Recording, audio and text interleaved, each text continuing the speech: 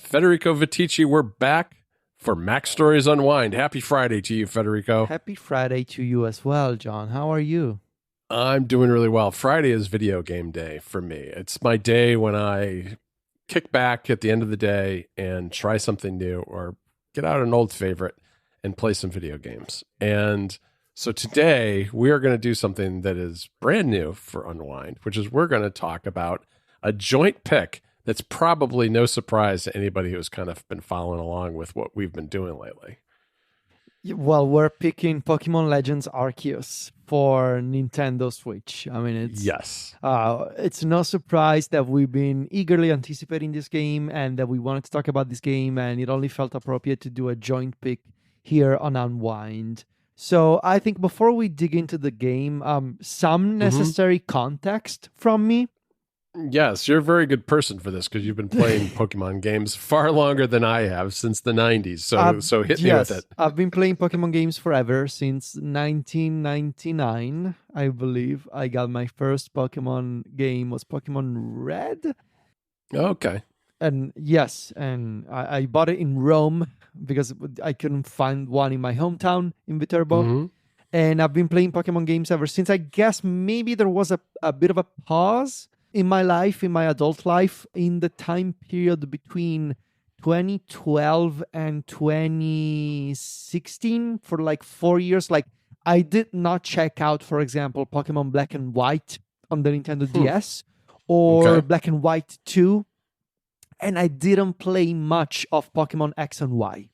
But all the other games I have played, I have usually finished, and some of them I have completed the Pokédex. But I really came back to the series with Pokemon Sword and Shield on the Nintendo Switch because of the pandemic, because of the because of the lockdown in 2020. I played, and this may sound like a lot, and it is actually a lot.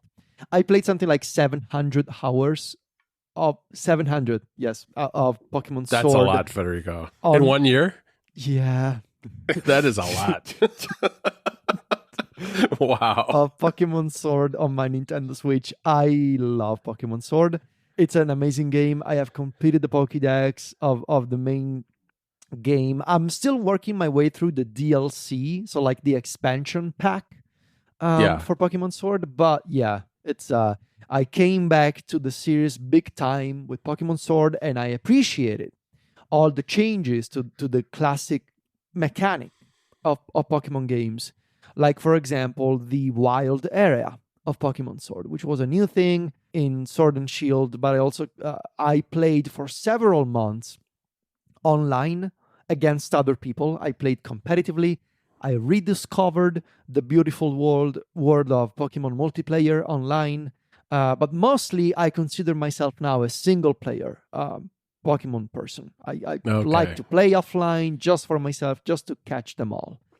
Yeah, that's how I've basically always played. And I don't have as long a history as you do with the game, but Sword is what really got me into it very deep. And then I've been going back and playing some of the older games with the Analog Pocket, as we've talked about in the past. But can we talk about this game? Because I really like this game a lot. So it's so good. Pokemon Legends is I want to call it both like a main series game. Like, this is not a spin-off, but it also kind of is. So it's something in between that I think it's very strange and unusual. It's kind of a prequel in a way, right? Because it's set in the time before any of the other games, which I think was very smart of them, at least from a narrative standpoint and a direction of the series as well. From a narrative standpoint, you are taken. I don't want to spoil the beginning of the game because it also surprised me, the very beginning. You are taken to the land of Hisui. And Hisui is sort of like this medieval / feudal version of Japan that is the land that one day will be known as Sinnoh. So Sinnoh is the land that you explore in Pokemon Diamond and Pearl. You may be familiar with these games because Nintendo recently remade them on the Nintendo Switch. Pokemon Brilliant Diamond and Shining Pearl remakes of the original Diamond and Pearl from Nintendo DS, they came out just a couple of months ago on Nintendo Switch.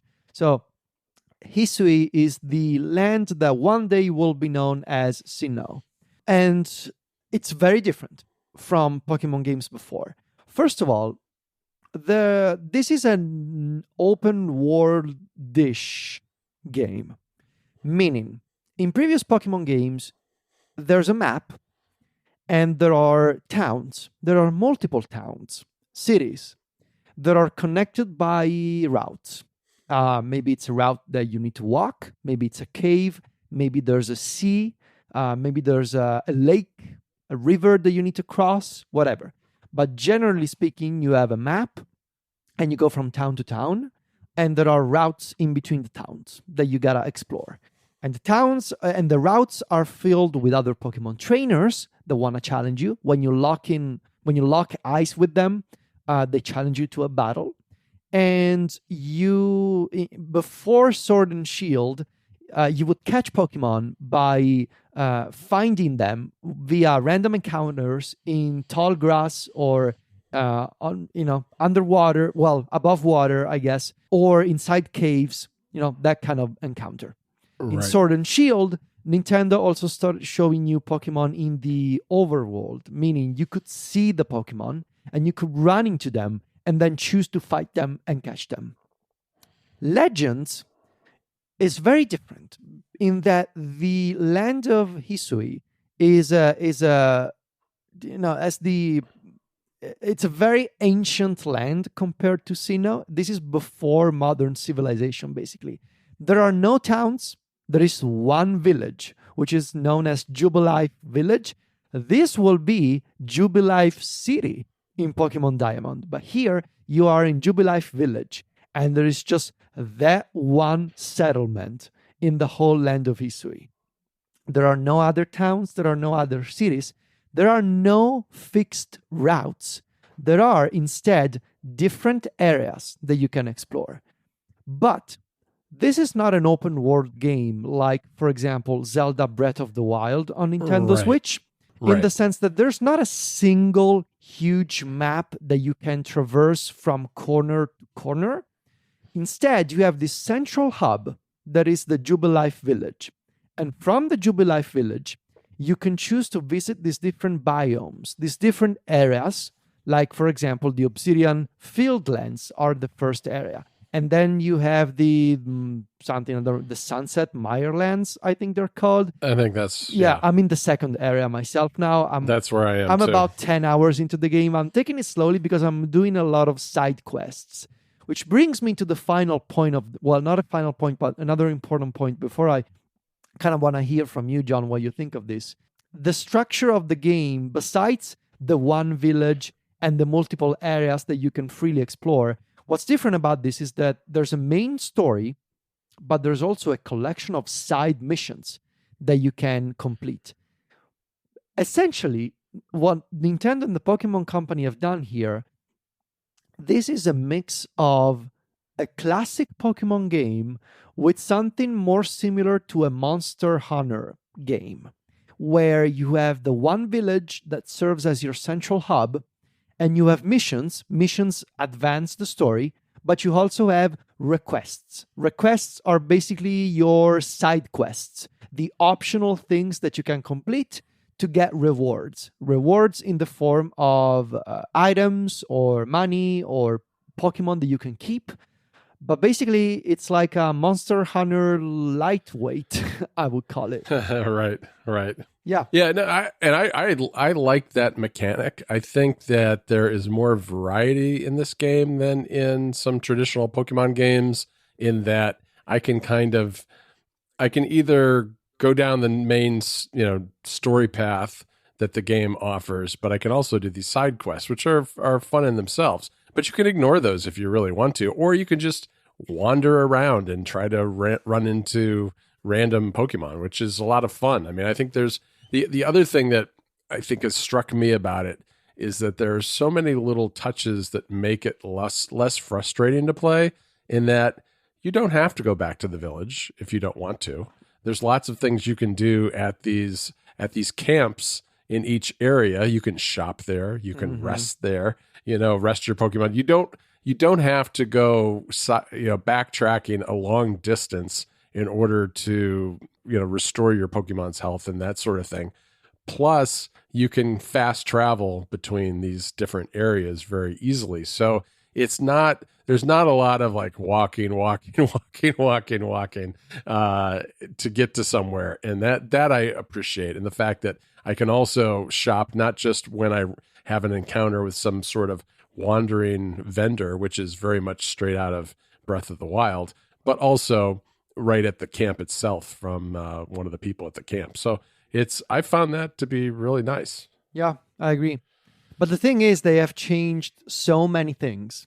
Yes, like you can catch a Pokemon without battling, for instance. That's a very big one. Yes. Okay. So I don't even know where to begin. So I guess I'll just mention everything that I can think of.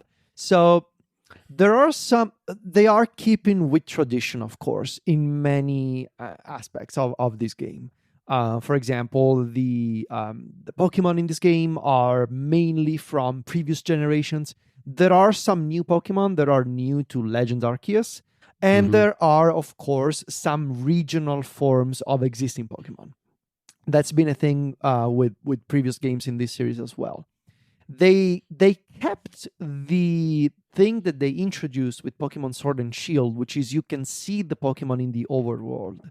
But the thing is, that has become the only way in which you can encounter Pokemon, which is profoundly different from before, and why I think this is more similar to a Monster Hunter game. Now Pokemon are just roaming freely in all the areas that you visit, and these areas are huge, which sort of, it's not an open world game, but really it kind of feels like one because these areas are sprawling and they are empty, which of course helps because, let's face it, graphically speaking, this game is not exceptional. But no. I think Nintendo did a really good job in using color and using some stylistic choices to compensate for the, it's not great 3D graphics, but I actually think this game is also pretty. Like some sunsets and the clouds and the rivers and the forests. It's both a non-impressive 3D game, but stylistically speaking, I think it's a pretty game. I don't know. I think that, I agree with you. And I think this game actually works really well both on a TV and in handheld, because one of the things that struck me is I really love the Pokedex. I think it's so well done and it works so well in handheld mode. There's so much detail in there that you can try to fill out all those different check marks that you need to complete in order to fill out that particular Pokemon in your Pokedex, that it's just kind of fun to look through there. It's so nicely laid out and designed. And then on the TV, I've mostly played handheld, but last weekend I did play for a few hours on the TV in the evening, and it works pretty well there too. I mean, I think you see the graphics issues there more, because I think those colors that you were mentioning just pop so well in handheld mode on the OLED screen if you have the very most recent Switch, that it compensates a lot for maybe the fact that the textures aren't that detailed. You mentioned something that is also important to cover about this game, which is how you catch Pokemon is different and how you complete the Pokédex is different. So, as we mentioned a few minutes ago, you can catch a Pokemon without starting a fight with it. You can sneak up a Pokemon, you can crouch, and you can hide in tall grass, and you can throw a Pokeball at them. And if you catch them by surprise, you'll have a greater chance to catch them. You can, of course, shuffle between different types of Pokeballs in real time. You can use the L and R shoulder buttons on your Nintendo Switch to move between different items, including different types of Pokeball. But the thing is, a Pokemon, and this is all happening in real time. Like, there's no switching between like exploration and catching. It's all seamless in the same way that in Breath of the Wild, for example, walking outside and entering a house is seamless. So in Pokemon Legends, there's a seamless switch between exploring, catching, fighting, and going back to exploration. It's all seamlessly integrated. There's no like loading screen or animation, which is something that you may not think it's a big deal, but it's a big deal in practice when you play the game. It is, and the fact that you can move around while your Pokemon are battling, right? That too, it makes it feel so much more, immediate and more real, and more dynamic, more action-oriented, I think. Pokemon can react to you throwing the Pokeball or just, when they see you, and they can attack you as the main human character. And you can evade those attacks in real time. You can roll over and jump away and trying to avoid an attack. And if you get damage, again, you as a person, if you get damage, you may black out, and the Survey Corps, which are this organization that you join as part of the Galaxy team, they will have to rescue you from the map and take you back to the main village. And you may lose some items in the process, which is sort of also reminiscent of something like Dark Souls, which is when you die, you may lose some items and some progress. Also, by the way, in this, because this is like set in the ancient past, people are skeptical of Pokemon in this game. Like Pokemon are a new thing, and there are some sort of there's an opposing faction that doesn't believe in putting Pokemon inside Pokeballs, for example. Like that. Right. And the Pokeballs are artisanally crafted in this game. So this is a very ancient game where the whole notion of catching and training Pokemon is novel. The Pokédex, for example, is not a computer. It's a paper journal that you write on. Right. There's no Elite Four. There's no Pokemon League. Like all of these modern takes on the human and Pokemon relationship do not exist in this game. Anyway, you can, as we mentioned, you can catch a Pokemon without battling the Pokemon, or you can throw out a Pokeball with a Pokemon of your own and start a battle. And the battle mostly works the same way. It's turn-based as before, but there are some major changes in the way the Pokemon battles are structured.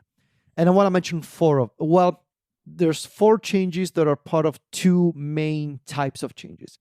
The first type is the style of an attack. Right. That's what I want to talk about that, because that is very different. I'm enjoying it a lot. Any move that a Pokemon... So Pokemon can now master certain moves. And when you master a move, you can choose to use the same move in an agile style or in a strong style. The agile style, the power of the move will be reduced, but you'll move faster. In strong style, the power and accuracy too, I believe, of a move will be increased, but in subsequent turns, you'll move slower. So you gotta plan strategically. Do you want to use a move in agile style, so be faster, but with a move that does less damage, or do you want to do more damage and maybe end the battle like right here and then? But if you don't, keep in mind you'll be slower in the next few turns. So the strategic element of that, if the Pokemon Company ever brings this to competitive play online with people, this is a major change to the way the battles work.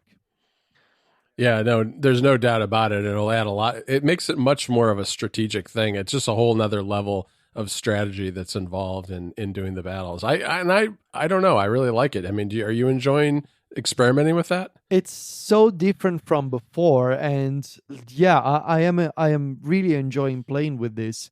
Also because this is one of the changes. Another change is there are new statuses.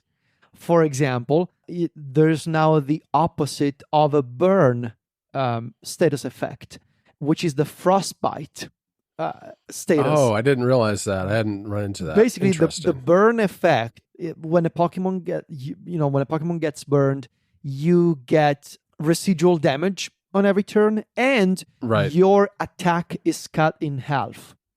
For years now, the competitive scene has been asking Game Freak and the Pokemon Company for the opposite of a burn effect for special attack.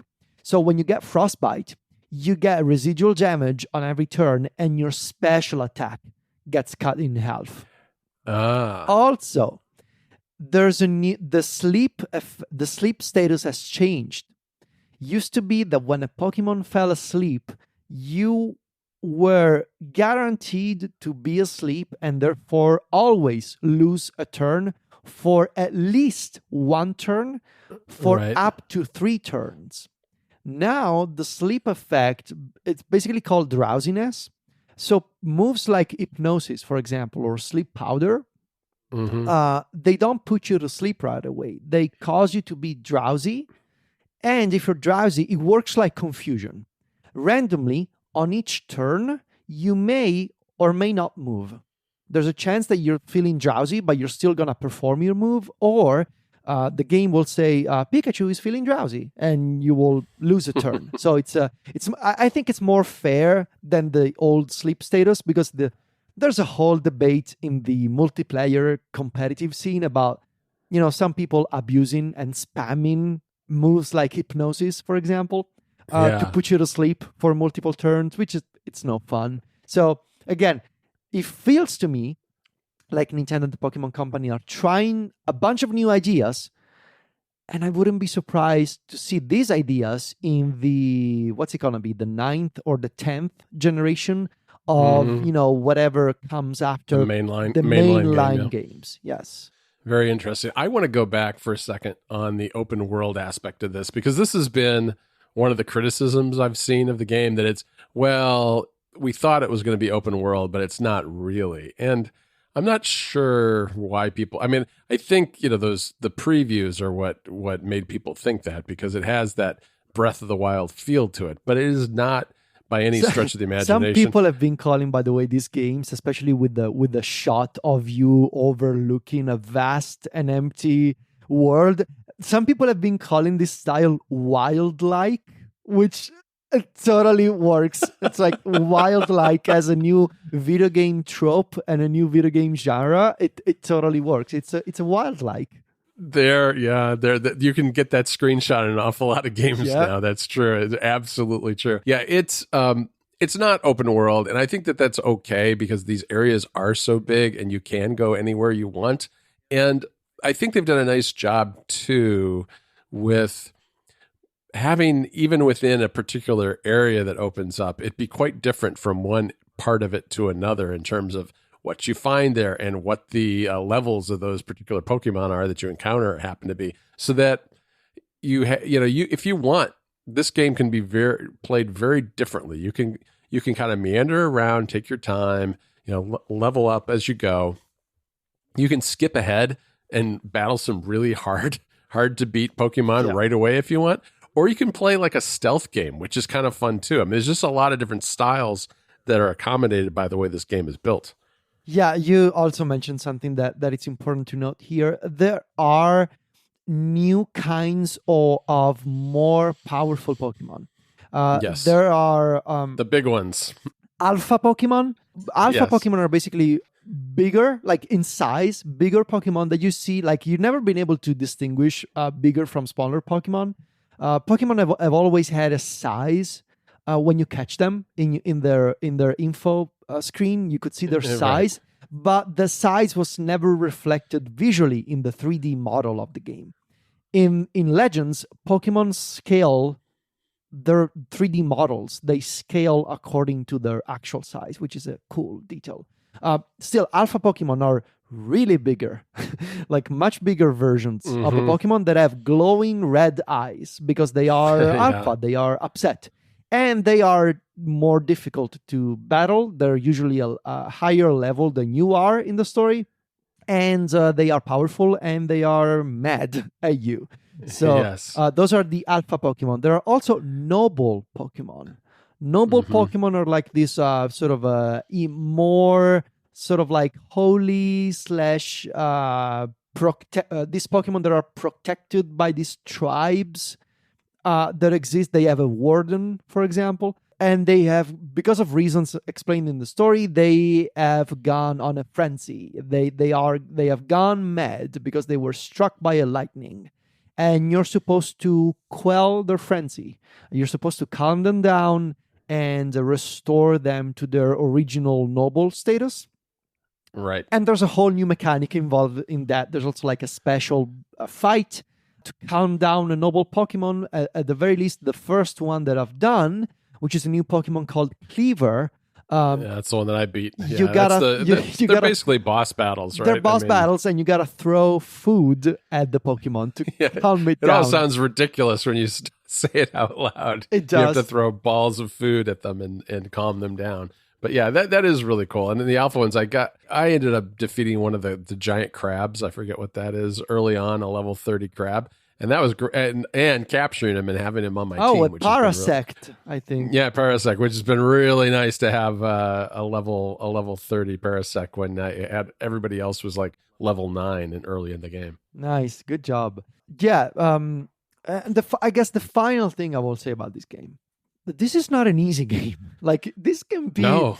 It used to be the single player sort of campaign of any Pokemon game was relatively accessible by anyone. Like you could get by without having to do any leveling up, any grinding, as it's called in these types of games, to basically increase the levels and increase the strength of your Pokemon. Like you could just get by the main story pretty easily. This game is more challenging than previous Pokemon games. Like I have died on multiple occasions. I have tried to catch alpha Pokemon and be like, nope, I gotta run away because it's killing off all my team. That's why I find it a more accessible version of Monster Hunter, in the sense that you have this greater freedom to explore different biomes, different areas, and there's more of an Polygon just wrote about this. In this game, it feels like Pokemon are mysterious again.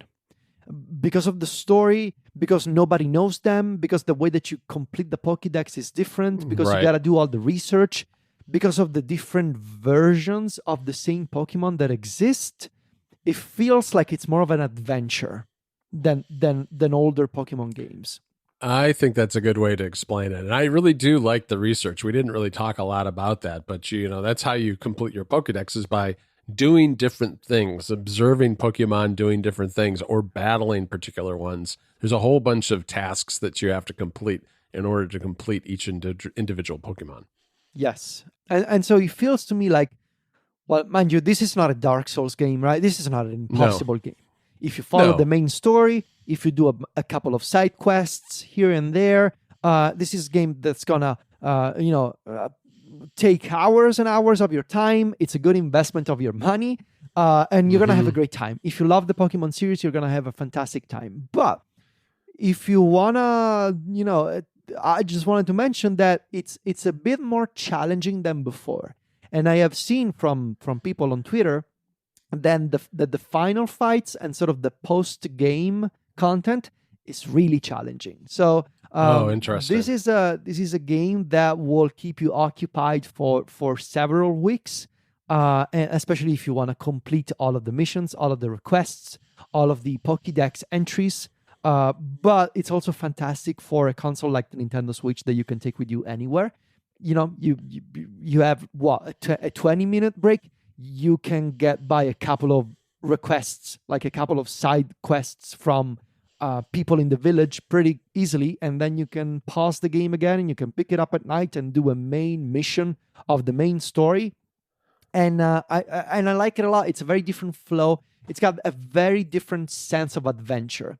This is the type of Pokemon game that puts the focus less on, like, there are no gyms, for example. So it's less focus on gyms, on trainers, on the league, and more on exploration and the sense of adventure that comes with trying to catch them all. So in a sense, it's Pokemon going back to its roots of what are Pokemon? Like, what are these? Right. It's all about the Pokemon, about the creatures. It's all about the creatures. It's all about researching them, discovering them, understanding how they work, how they move, how they, operate in the overworld and in different areas.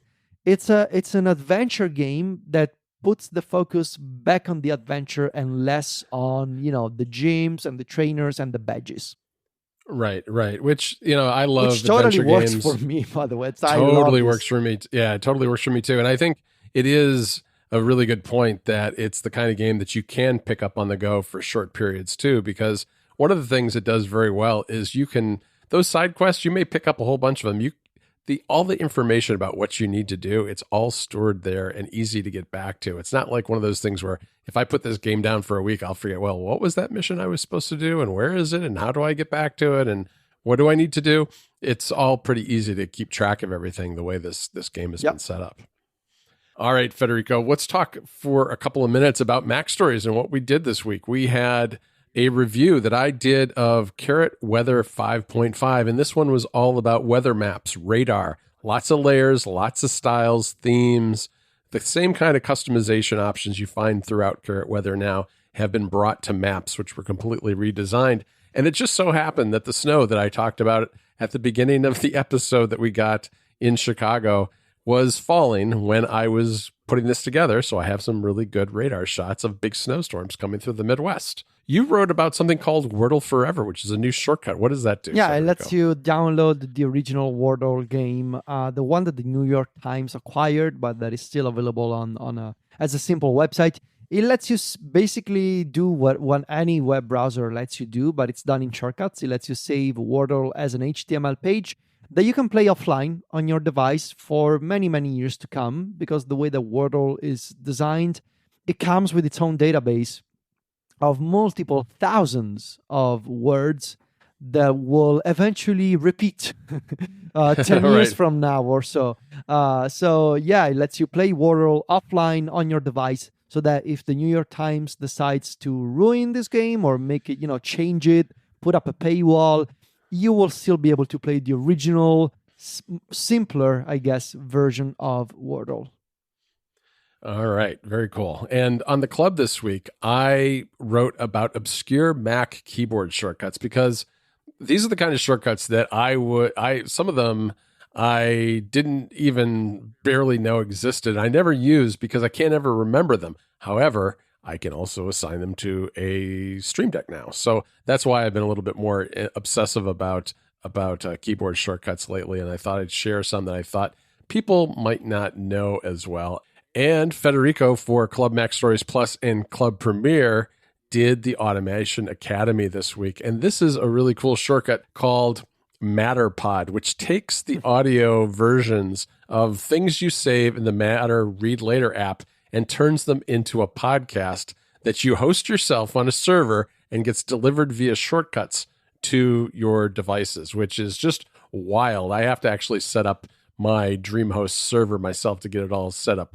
But there are a lot of different ways you can do it, but I'm going to use DreamHost because that seems like one of the cheaper and easier ways to do it. So really cool shortcut. And it also just does a really nice job of demonstrating the power of using the kind of variables you get along with dictionary actions and how you mix them with text actions to create what you did, which was a very large document, the XML document ultimately, that uses these variables to fill out all the details about each podcast episode.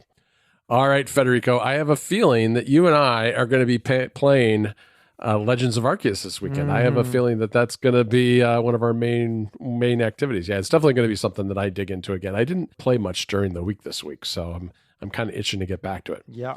You can find me and Federico over at MacStories.net and at Club MacStories every week writing away.